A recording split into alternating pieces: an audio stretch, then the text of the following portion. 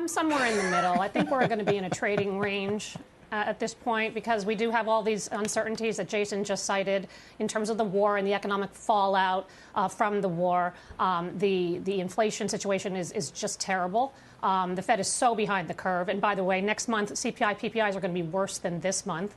And the Fed, they're starting a tightening cycle. And we just don't know if they're capable of engineering a soft landing, right? So, and by the way, I don't think 4 or 7 rate hikes is going to cure inflation by any means.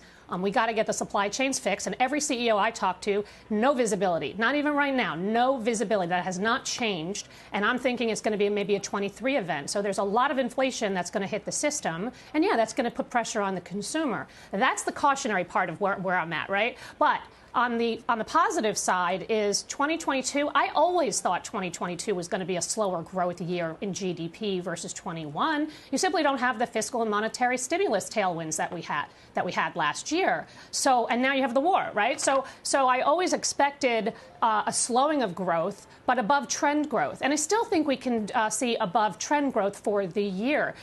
Jimmy mentioned jobs, wages. We have auto. Housing is still strong. Credit conditions are positive. Banks are lending. So debt service ratios are the best in 50 years. And the consumer has $2.6 trillion in excess savings. So I think we're in choppy times in the short term, but in the medium term and in the long term, I'm bullish. And that is why when I was on earlier this week, I told you I was adding into the weakness. I was.